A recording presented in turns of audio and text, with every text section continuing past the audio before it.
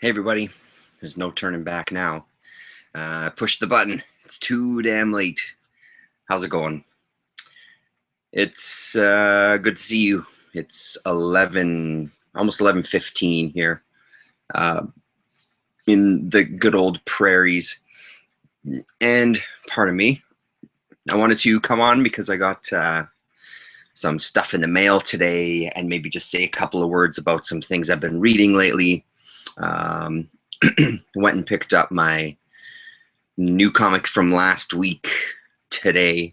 Today is my day off. Mondays and Tuesdays I have off on this show. And this week we've been working some crazy hours. We started our week. I started work at about 2:15 a.m.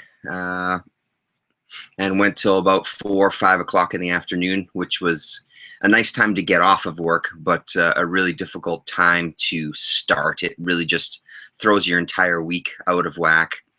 So the past kind of 2 nights, I think I've slept for about 8 to 10 hours each night, which has been pretty fantastic. In the home stretch of this one, got 5 more days left on this movie. I have 4 days left because Saturday I'm taking the day off because Special Sexy Lady Friend got us tickets to go see Jerry Seinfeld. So we're going to go out for dinner and then we're going to go see Jerry. And I'm looking forward to it. I think it's going to be great. I'm a huge Seinfeld, the TV show Seinfeld fan. I really like, he did a great documentary called The Comedian, I think is what it was called, where it was kind of him going with a whole new set, throwing out all his old material and writing brand new material, and just the kind of how difficult that is, and talking to other comedians, and just kind of a little bit of a behind the scenes look at like being a stand-up and stuff. I thought it was really fascinating. I thought it was a really great documentary. And then of course he did the amazing Comedians in Cars Getting Coffee, which you can see for free for the most part. There's some episodes that aren't as good as others, but the ones that work really, really work very well. Yeah, so I'm excited to see. The only thing that would make it any better is if Larry David was opening. That would be fantastic. Pardon me. So I should maybe, what should we talk about first? Maybe we'll just have a quick little look through what I picked up today. Again, I don't always get to go right on Wednesdays for my books. I try to go every week. This week there wasn't that many. One that's not here. There was only 3 new books, actually 4 new books. One of them is upstairs in my son's room. It's The Unworthy Thor. We're going to read both of those. I've read the first one already. I'm going to hold off reading the second one until we can kind of catch up. I'm really looking forward to it, though. I liked the first issue a hell of a lot. I thought it was a really great read. So I'm sure I won't be disappointed by this. Well, I hope I won't be disappointed by the second one. I think it's a pretty great premise. We're big fans of Original Sin, that whole mini story there. So it kind of ties into a little bit, at least, of the Marvel world that we know, seeing as we've read the series and stuff. So, and these first 2 here, I'm really looking forward to a hell of a lot. I still haven't read the second issue of Peep Show yet from Hard Case Crime. I just haven't had a ton of time to read.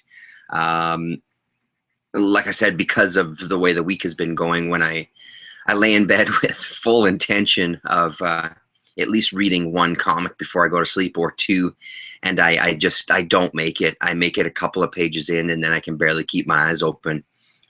So it's been kind of tough to actually get reading done.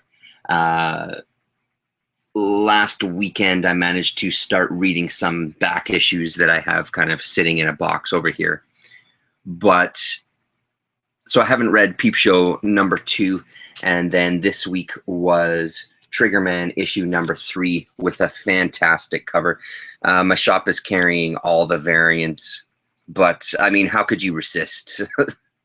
How could anybody resist this cover? It's just fantastic. Really, to me, just really keeps in mind that kind of pulp aesthetic, you know, that is part of what really draws me to checking these books out. And I've said it every single time we talk about this book. The art inside is really, really fantastic. Matt's is a hell of an artist. So there's a look at a couple of pages there. But I've really liked, out of the two hard case, I've really, really liked this one a lot. The first Peep Show, as I've said before, the first Peep Show I enjoyed. It's a fun one, but this one I think is the winner for me out of the both of them. If I was to recommend one of the series, I'd say start with Triggerman. Really great read. And an unusual cover from number 3 of Shade the Changing Girl. I love that they're using the kind of Ditko Shade the Changing Man font and header there. Yeah, I think there was one other cover there that didn't strike me very much at all, so I went with this one. And again, one that I'm loving. I really like the first issue. The second one kind of just accelerated that whole love for me. There's a little look at the inside. The second one just gave us enough information more to open up the whole world even more to me, that I'm really just curious, and I'm there, you know. This looks like something that'll be a lot of fun too. The Commandy Challenge, almost like a Exquisite Corpse type of thing. I think the deal is that there's a whole bunch of different creators. They only get to see the last few panels of the creators before them, or is it the last page? I don't remember. And then they kind of continue on with that. And it's going to be a 12-issue series. I don't know. I'm thinking it's 1, 2, 3, 4, 5, 6, 8, 9, 10, 11, 12. There's 13 groups listed here. So I don't know how that breaks up. I thought maybe they were doing 1 issue each, but whatever the case, I think it's going to be a real fun maxi series there. And that comes out in January, does it? Is that right? Yeah, no, it doesn't say on the ad there. But anyway, so Shade the Changing Girl, love it. Really, really love it. Really cool premise. But I'm biased because I'm loving all of the Young Animal stuff, and I know it's not for everybody, but I don't care. I still love it. So this last one here from this week is kind of part of a bigger story. Upstairs at Galaxy. So I was only on Island for the first 3 issues. I actually thought that I had the first 5, but it turns out I only have the first 3. And I know that I haven't even read the 3rd one yet, with a great Farrell Dalrymple cover, which I love his art a hell of a lot. And then I kind of fell off of Island. I'd heard that it was going to be canceled, so I wasn't being blown away by each issue. In each issue, there were a couple of stories that I really liked, but there was things that I didn't really like about it. I was following Brandon Graham on Twitter. He's kind of a pompous fuck, or comes across as much on Twitter. I shouldn't say that that's how he is. I know that a persona in 145 characters is a hard thing, and I shouldn't. It was unfair of me to say that, but I wasn't crazy about following him on Twitter. Just some of the ways he would say things, I find it's the same things with the Ink Studs. I was following them on Twitter for a while too. Robin, I want to say Connell, but that's not right, I don't think. Anyway, Ink Studs. And it's that kind of, there was a sort of attitude between those guys, the way that they talked about certain comics that just rubbed me the wrong way. And for the most part, I was able to kind of separate that from the art and from the books themselves. But after I stopped following Brennan Graham, it was just around the same time that I kind of, I don't know, I just wasn't as interested in it anymore. I had now known that it was continuing and it was still coming out, but it just was always one of those books that there was so many other books coming out that I was really interested in. It always fell by the wayside. I always meant to try to pick up another issue, especially I think in issue number 2. It was a really great story. Yeah, this one here. Let me get to the beginning of it here.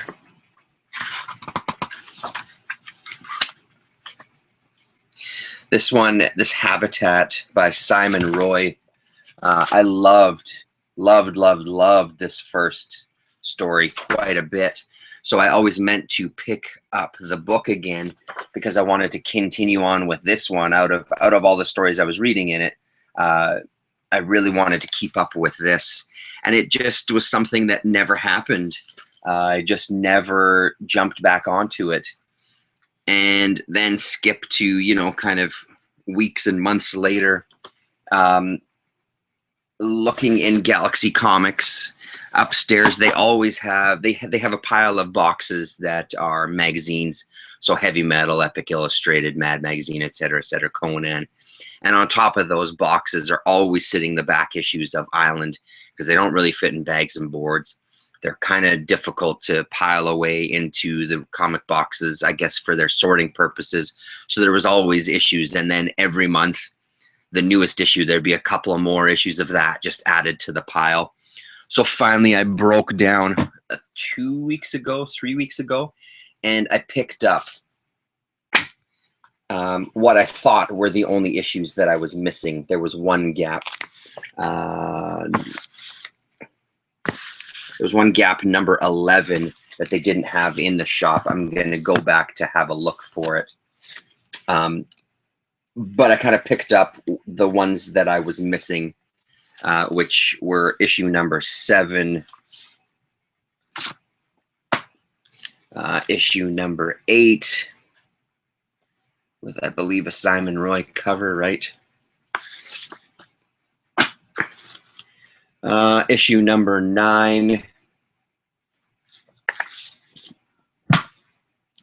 And then issue number 10. And then issue number 12. Right? Yes, issue number 12. And then today I see that in my box they were kind enough to grab issue number 13 for me.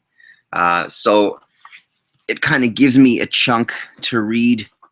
And to be honest, I'm kind of excited to dig through them, which is a nice thing.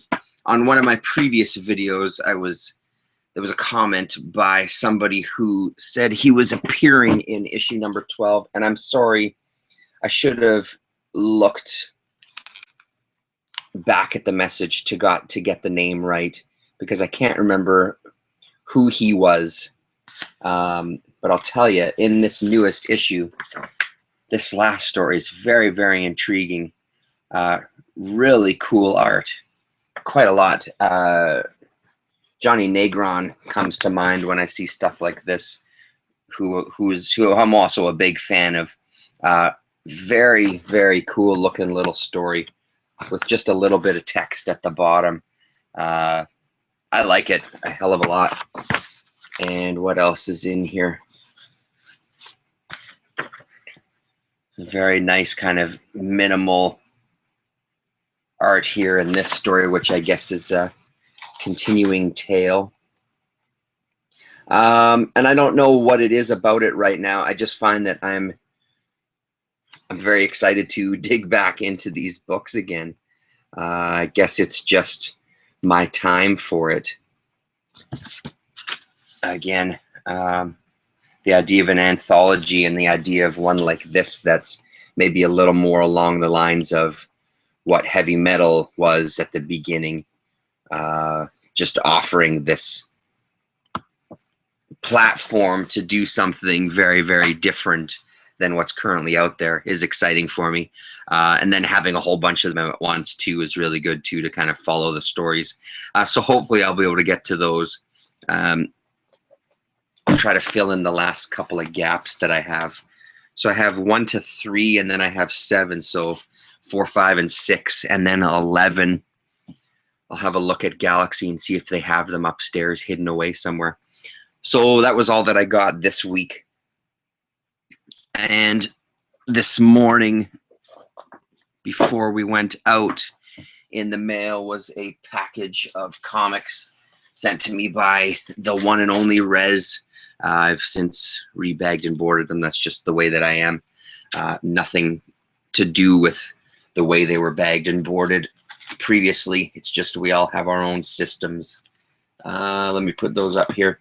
So I had sent Rez a package of stuff that was specifically Winnipeg oriented, and I also threw in some extras. I threw in some Steve Ditko, Shade the Changing Man issues for her. I can't remember if I had the full run for her or if I was missing a couple of issues. It was doubles that I had anyway. And then I sent her a couple of other things just as a gift. And she was kind enough to locate a couple of books for me that I'm really excited about, that actually come off of my top 10 for 2016 list that I've been looking for forever. And when I say looking for forever, in the real world, I mean online. I've seen them around online on places like eBay, but the prices are always a little too ridiculous. You'll see when we get there, and I'll talk a bit about them. But she was nice enough to pick those up for me and then throw in some extras, a couple of which I'm really excited about on flipping through, and others that I haven't the faintest idea about. So here we go. Here's what she sent to me. Robert Napton, Seamus, Kevin Fahey, and Christian Dubari. Cutter, issue number 1. And I wish I could tell you something about these books. I haven't the faintest idea. It's Top Cow, it's Image, it's a number 1, which is a good thing too. Flipping through it, the art is in good old glorious black and white in there, and looks pretty good. Very appealing as far as art, because the cover doesn't strike me terribly, but those interiors are pretty fantastic. So I'm looking forward to digging into this one, issue number 1. And if I'm correct, I think she has mentioned this one. I haven't had a chance to sit and watch tons of videos from everybody. I believe that's one that she's talked about before too. One that I've seen quite a bit for obvious reasons. It just is one that pops up every once in a while.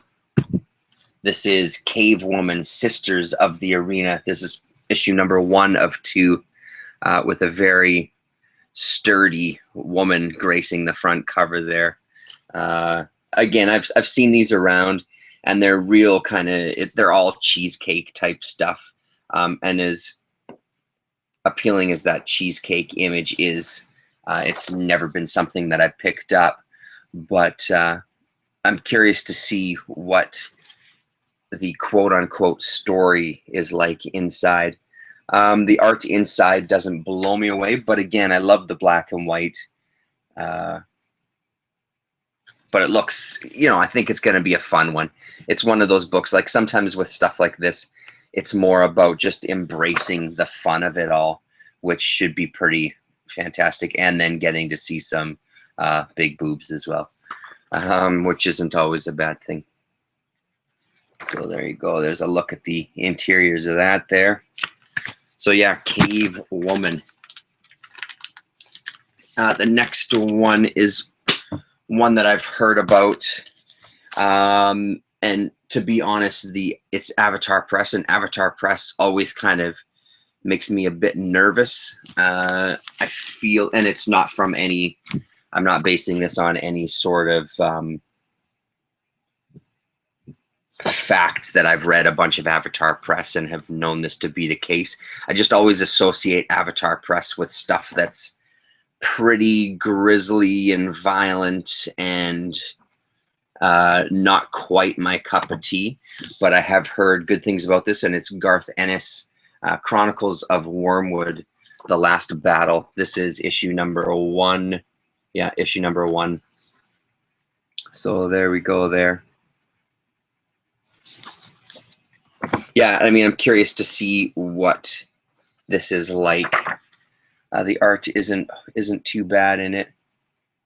Again, it doesn't jump out and grab me, but I'm very curious about these nonetheless. It's always good to get stuff that, I mean, you know, that's part of the whole deal of what I like about it too when I send people comics, is sending them stuff that's out of their wheelhouse, that's stuff that they wouldn't normally grab on the shelves. Maybe they've seen and been curious about, but just like I said about the island stuff earlier, sometimes there's just other stuff out there that you really, really want. So the stuff you're just kind of curious about goes by the wayside, and then you end up never picking it up.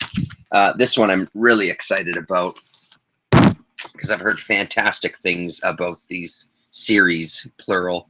This is Dix 2, issue number 1 by Garth Ennis and John McCrae, again from Avatar. And I have heard great things about this, so I'm really looking forward to this one. And that art is pretty fantastic inside there. I really like it. So look at that. That's great stuff. Has that kind of good undergroundy kind of feel to it. Everybody, real caricatures as opposed to any sort of realism. So that's going to be exciting. And this one really surprised me in a really, really good way. I've never heard of this. The cover looks really familiar. The art style looks really familiar, and it's a little anthology, and I love this book. This is incredibly cool. Insect Bath #1, Profanity Hill. Is that the publisher? Let me just have a peek on the inside.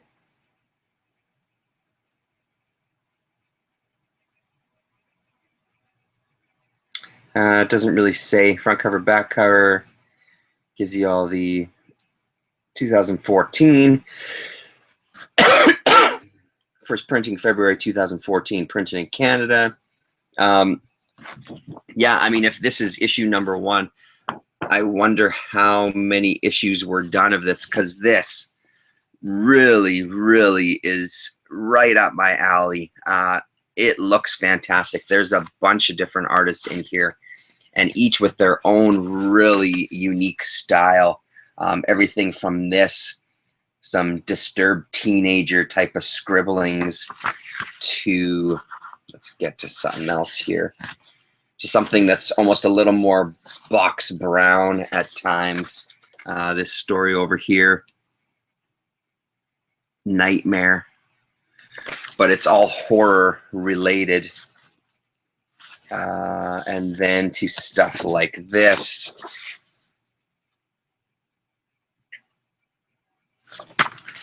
And stuff like this, which is just great. Almost kind of Johnny Ryan-ish. Really cool stuff. Meltings and all sorts of deformities. And then to this, like, which is incredibly almost minimal, and I don't know, I can't even put my fingers on it. It's so fucking awesome. This one is probably my favorite art out of the whole book. I love the layouts of it. I love the art style. Super cool. My daughter said, Peppa Pig. Daddy, Peppa Pig. And what else do we have in here? Yeah, and then this crazy shit here too. This guy with his head exploding in slow motion, it looks like. Like, look at that. It's so fucking awesome. Yeah, I'm really excited about this one.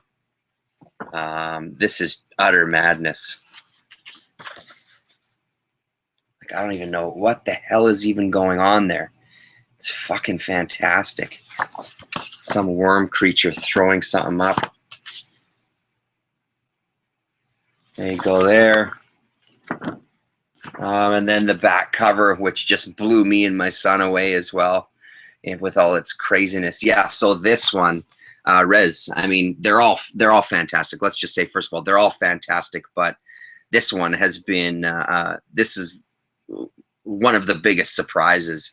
I really, really dig this book.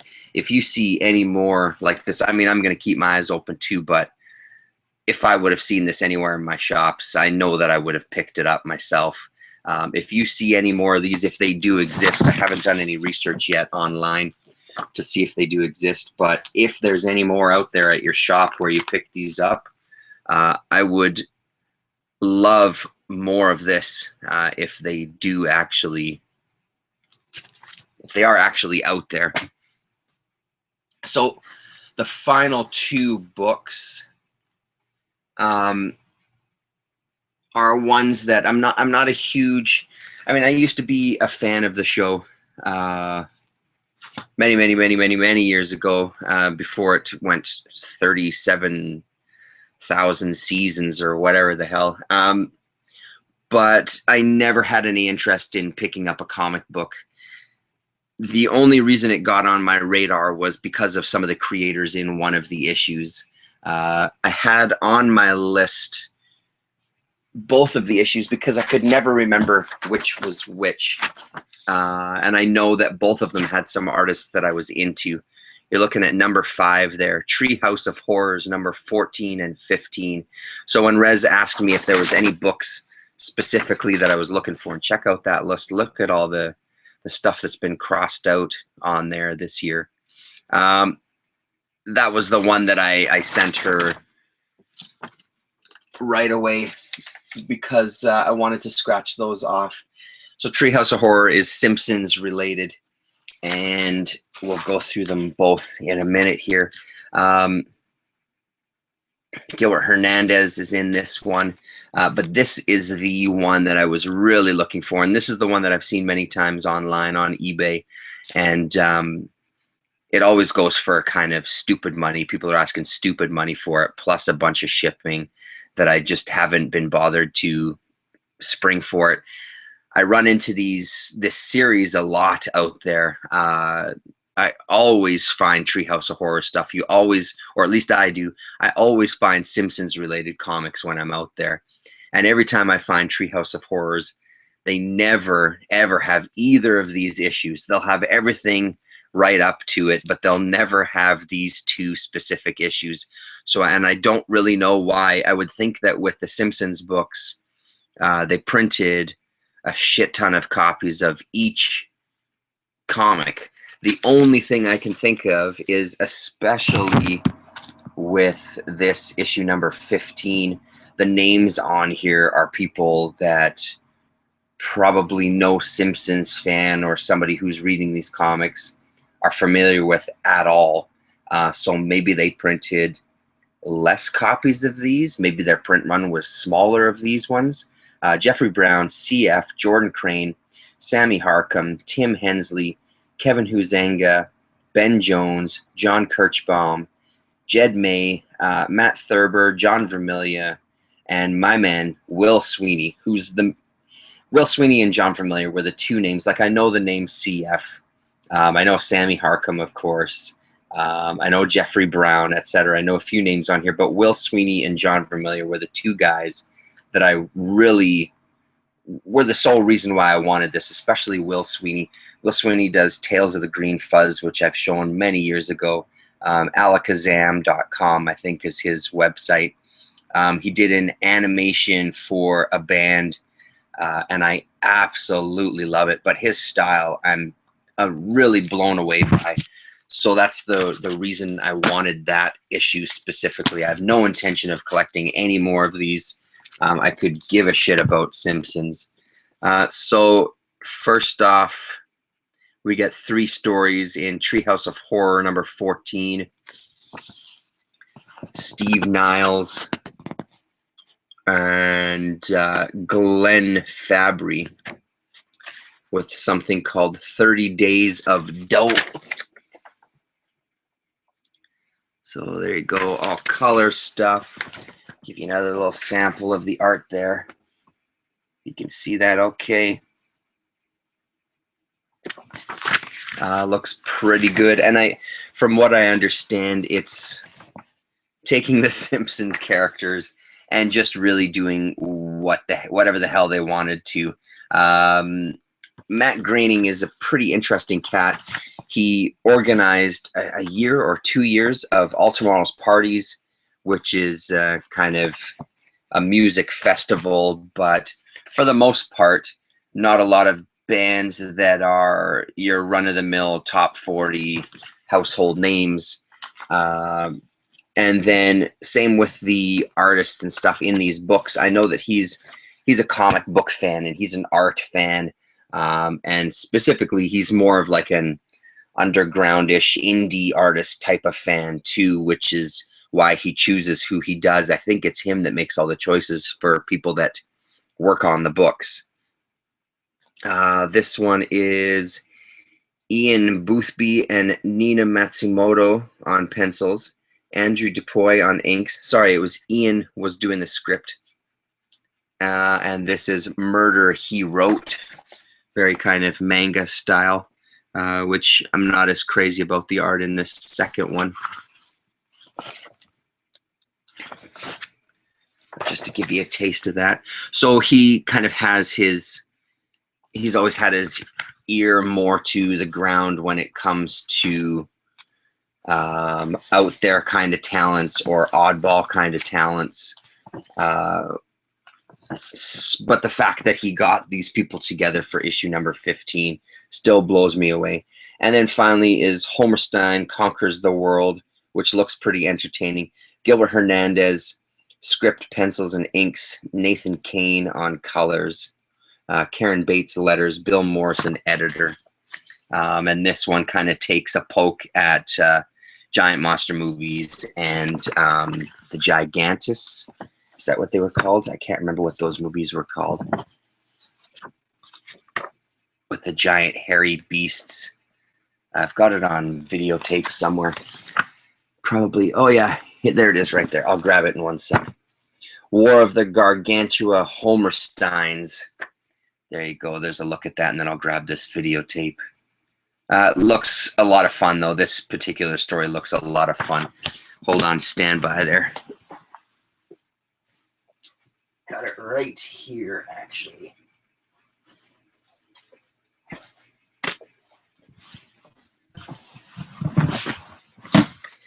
This here, War of the Gargantuas, which is it's a hell of a fun movie. Sort of hairy ape-looking kind of guys. I don't know what the hell they were supposed to be exactly. And Russ Tamblyn plays the lab-coated expert in Gargantua matters. Decades later, he would portray Dr. Jacoby in a strange place called Twin Peaks. In War of the Gargantuas, Tokyo is stranger. It's a pretty great movie. It's a classic kind of giant monster type movie. But you can see right there and there where he got the stuff from, even the green and orange monster. So yeah, it looks like a real fun one. Up. And I think it's something that he would just give over his characters to people to just run wild with. I think that's a very cool thing. But let's have a look through this one quickly. It's been about a half an hour already, I guess, so I won't take up too much more of your time. This is the one that I was most excited about. A whole bunch of short stories. 1, 2, 3, 4, 5, 6, 7, 8, 9, 10, 11. 11. And this entire issue was guest edited by Sammy Harcum. And does Sammy Harcum do stuff with Comics Journal now online, or what does he do? I'm not 100% sure. So Cloud 13 by Tim Hensley. And that's the first story here on this side. And I really like even the artists, even the few artists that I don't know. There's a very, I don't know, there's just a really nice style throughout the whole book that seems to all really work well together. Thurber. So The Call of Vegulu is written by Matthew Thurber, art by Kevin Huizenga. And that's a little look at that there. All of these stories look like a hell of a lot of fun. So I'm really curious to get into these. There you go. Little Krusty the Clown down there.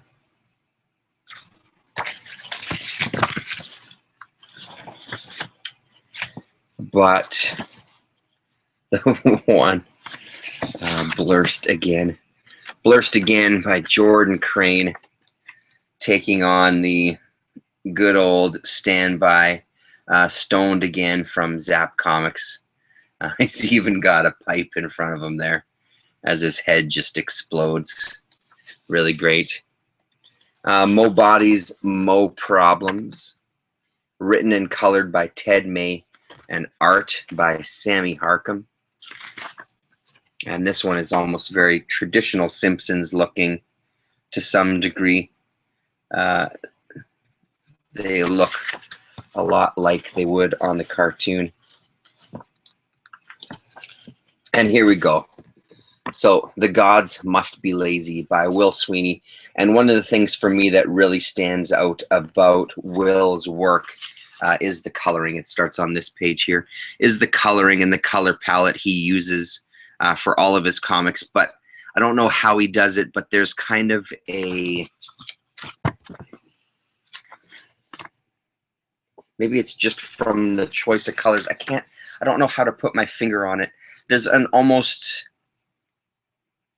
flatness to the coloring.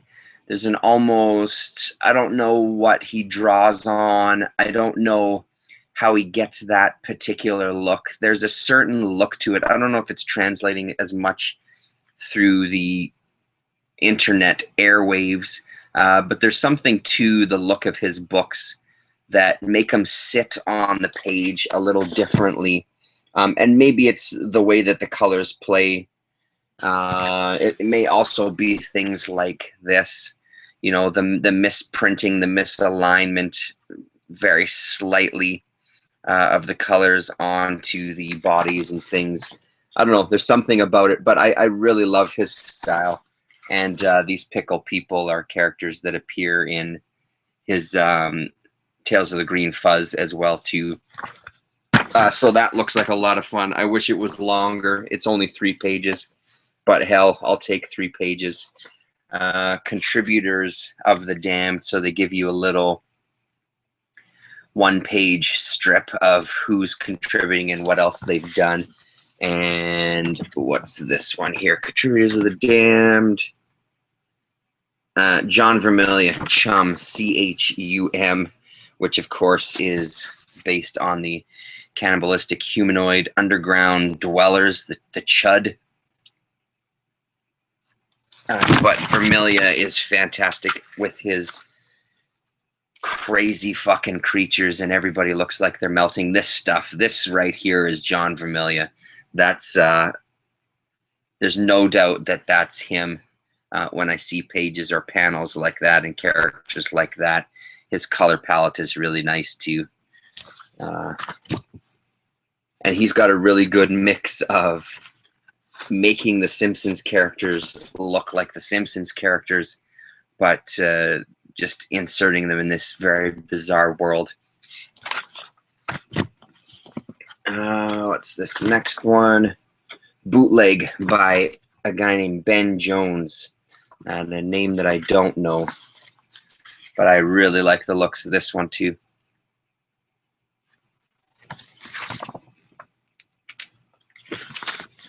Looks very cool. Just gets crazier and crazier as it goes on.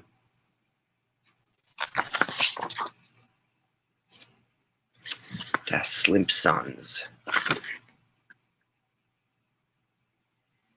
Three little kids, John Kirchbaum. Starting on that page there.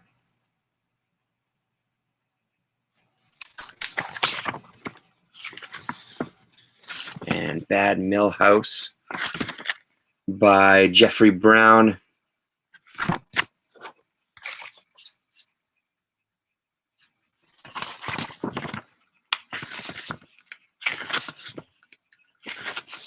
And then The Slipsons by CF. And he was a guy that I wish I would have jumped on earlier. I can't remember the name of the company. I want to say Ad House, but I don't think that's correct. There was a little publishing company that was putting out a lot of CF's stuff. He was doing a long series, a sci-fi fantasy epic that was being released by somebody. I don't think it was Ad House. Anyway, and I kind of regret not picking it up because I remember reading about it in many kind of indie review sites, and everybody was raving about it. People always raved about CF's work, but I never jumped on it. But it's nice to have something of his here. So that's a look through this one. This is by far just incredible. I mean, the whole gift is incredible. Rez and I have now traded back and forth, I don't know, probably 3 times each now, Rez, something like that anyway. And I really love just trading with people. I love sending out packages of comics. I mean, I've done that with La Raza a few times, Sleepy Reader, Johnny Zero, etc. It's just great to collect some stuff and just pass them on. And like I said, I do love doing the kind of random care packages. I like the idea of somebody opening up a box of stuff and there's really no rhyme or reason or theme to any of it. It's just all stuff that I thought they might get a kick out of. So it's the same with this. I love that she just put together a small package of stuff that she thinks I might just get a kick out of. And I really appreciate that. And by now, I'm not even going to go through all this stuff about you better know Rez, blah, blah, blah. Everybody knows who Rez is now. It's just a fact. I saw that she was on the round table. I got to catch about 20 minutes of it right at the end, 20, 30 minutes of it. And I saw she was a guest on there, which is really great. It's a great show to just go and hang out on. She puts out a lot of videos. You all must know her. She's got a really wide-ranging taste. Yeah, and I mean, for the one person out there who's watching this just doesn't know her, just go and check her out. And you won't be sorry. So thank you so much, Rez. I really appreciate it. And while I've got your attention, I don't know if you follow him on Twitter, the guy who does Winterpeg, whose name I consistently forget. I follow him on Twitter, and he's been doing some fan art based on the Heavy Metal movie that I just saw a finished piece for today. And I absolutely fucking love it. I think his style has always been really great, but I've talked to him a little bit, and he was saying that he picked up the Dalgota Flesh and Bones series, and I love the Dalgota series, both of the series. I think they're really good reads, highly recommended if you do see them. I wouldn't hesitate in picking them up. And like me, he loves Fukushima. He loves his art style and the colors and everything that they use in that book, which I 100% agree with. And he was telling me that that's a style that he wants to kind of have his art move in that direction as well. And seeing this new fan art, you can really see those color palettes come into play. Plus, you still get that kind of Mobius look to things because he's one of those guys that was really taken by a lot of those European artists.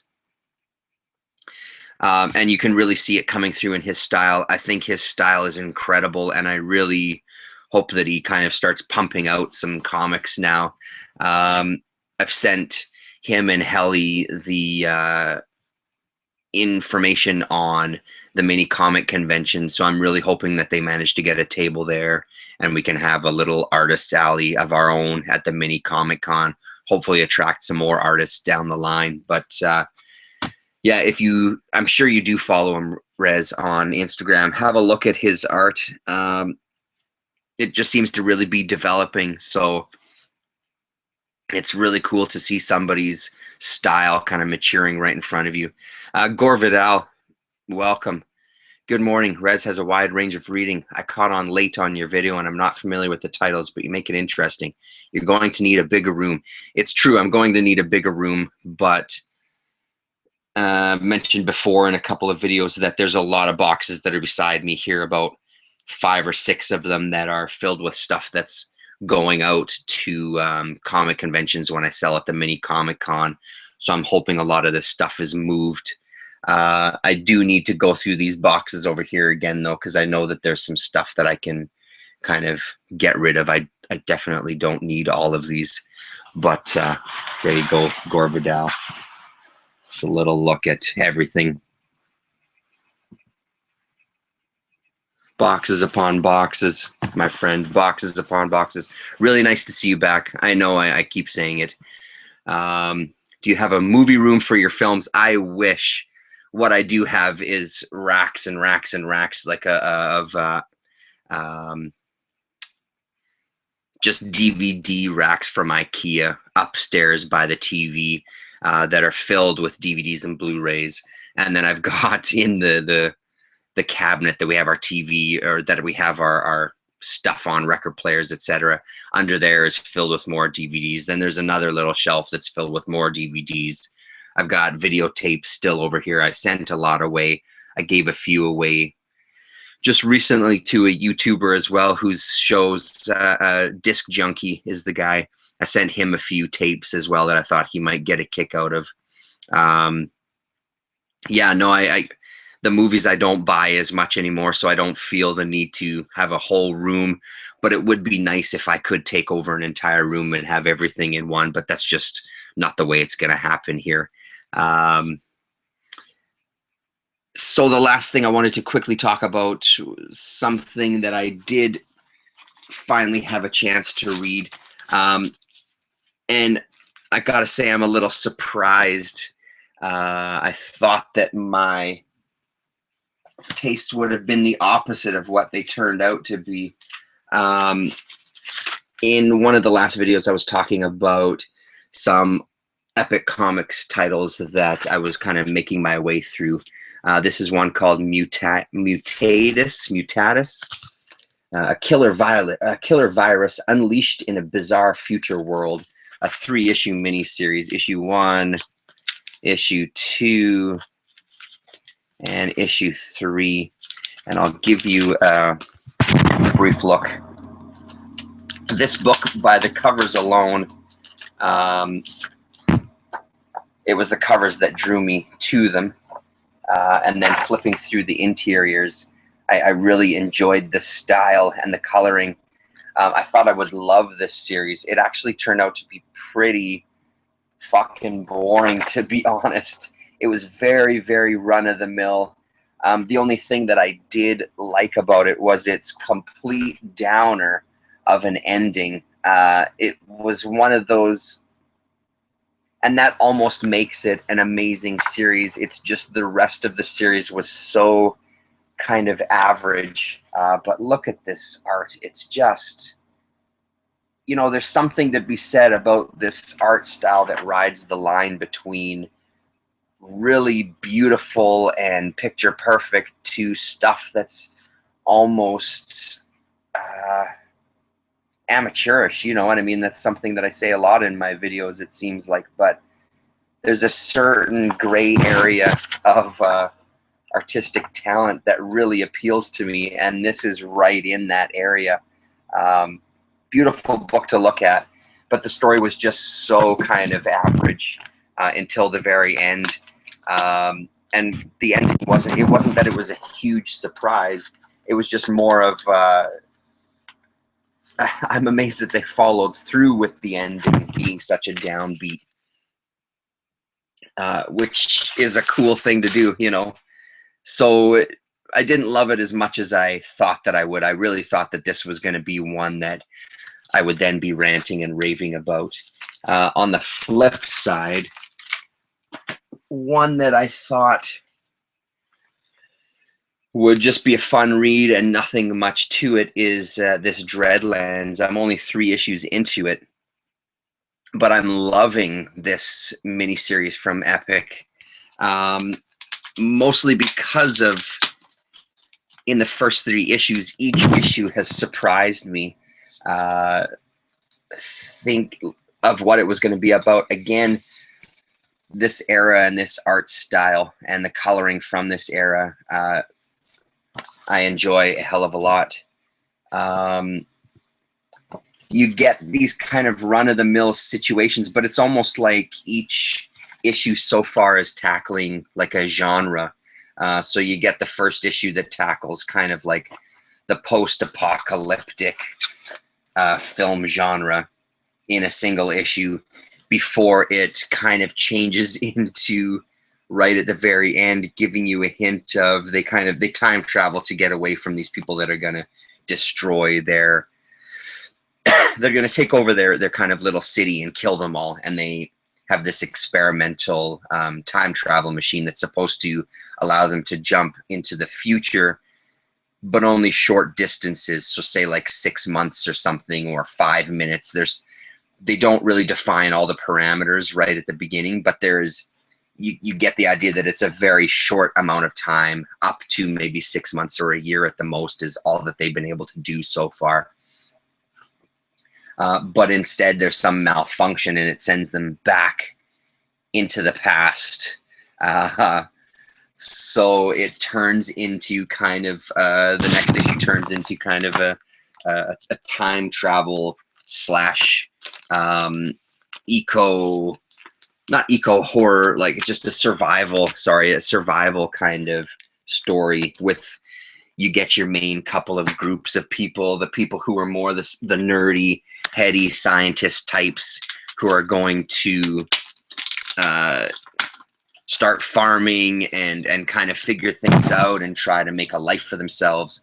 And then you get the other group that's just going to be the militant arm, and they're going to go out and kill these beasts, and they're going to hoard stuff for themselves and not share with the other people, until you get to the end of the fucking issue. And all of a sudden, you're introduced to some alien ship that's basically a piece of land, and they're collecting a bunch of dinosaurs. So it's kind of been amazing me, this one, because of that fact that each issue, when you think that you've kind of got the story figured out a little bit, or you have a little bit of a framework, they throw in a last page where it's like, well, now we've decided we want to change the genre to XYZ. This one is from 1992. Dreadstar and Starstruck, but not those books. Yeah, and I mean, Dreadstar and Starstruck are obviously the big ones, but that's the other thing about Epic that's exciting for me too, because I do run across these odd Epic titles that I just don't know, and I can't remember. Let's have a look through Mutatus. I have a feeling this is 90s as well too, though, Gorvidal. Let me just look here to confirm. Yeah, this is 1992 as well. So issue number 1 is from 1992, November. That doesn't say a month. I thought I saw that it said November, just 1992. Anyway, so they would have been coming out at about the same time.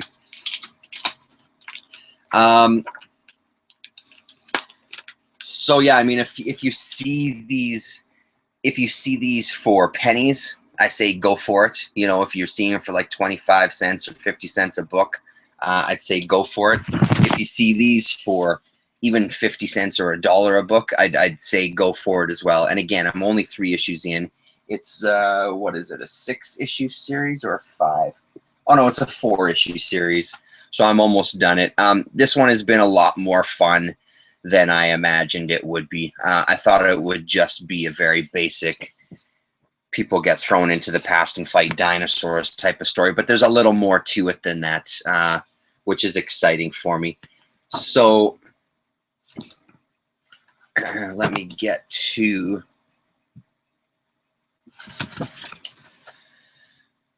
Andy Lanning and Steve White are the writers on this, and Phil Gascoigne is the artist.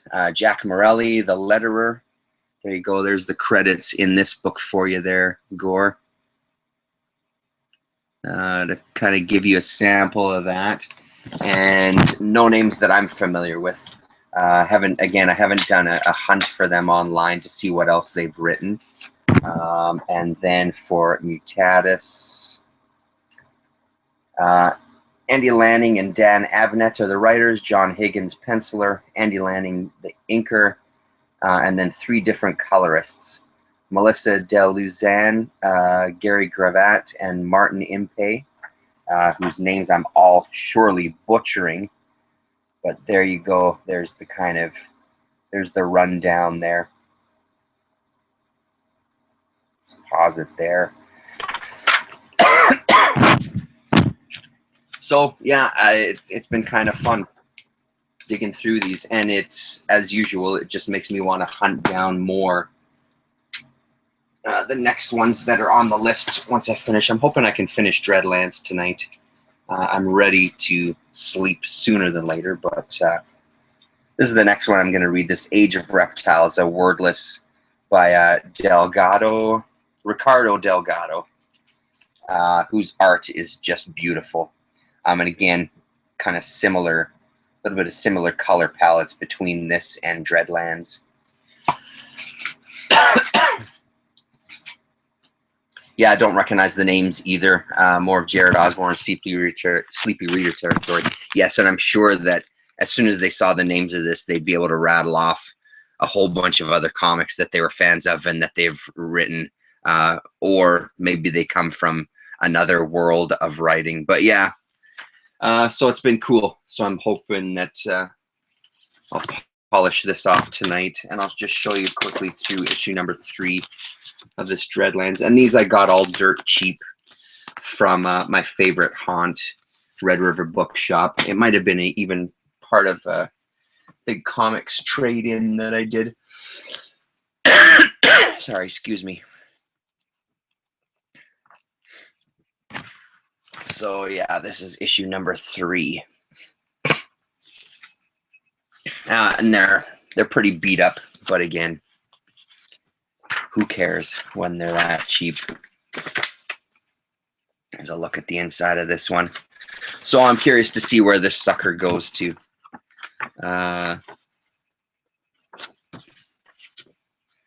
Just the last page there. And then the final issue's cover. Yeah. So there we have it. That's all I've really had a chance to read. I also managed to get through this issue the other night as well. And I loved it. You know, just add my name or add my voice to the many other voices that are singing this book's praise. Really good comic. This issue specifically was pretty fantastic because I love this character. And I thought it was a really great way to present his story, following him through all these time streams. You've had 4 issues previous where he just appears throughout the book and saying some stuff that's just gibberish or seemingly gibberish. So when you get this side of his story, it makes a little more sense. what's going on and what life is like for him, slipping in and out of these different time periods and not really getting a sense of where he is and not getting a sense of what's going on or having to grasp what's going on right in a moment, as he kind of, what seems like most of the time, doesn't have the ability to control. Really, really great premise. Really, really great character. Such a fantastic book. I'm really thankful to YouTube for sure, and all the comic book geeks of us out there, to turning me on to that book, because it's a hell of a read. And if you haven't read that one, Gore, I say go out and grab Black Hammer, even if you wait for a trade, but maybe you'll be able to get the issues at a pretty decent price at this point still.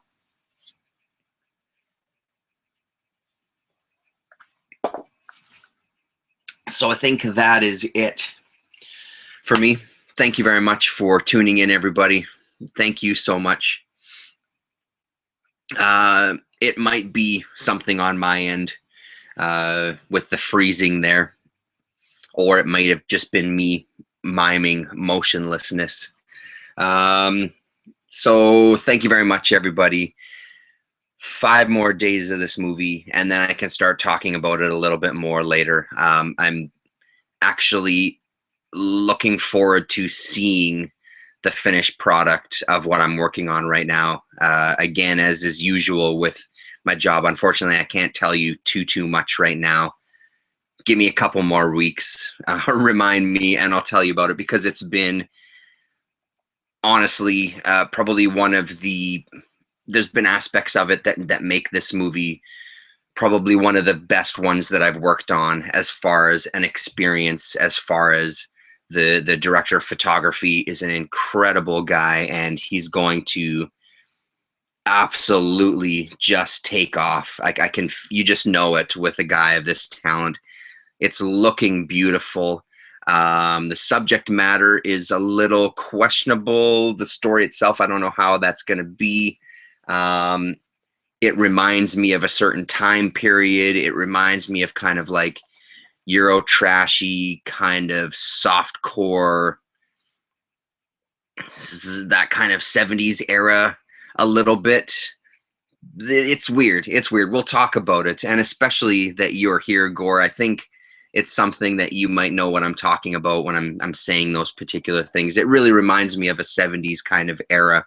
But I'm curious to see what the finished product looks like. So thank you very much, everybody. Good night to you as well. Really glad to see you back. I'm going to say that to you every single time. Thanks for watching, and we'll talk to you real soon, everybody. Take it easy.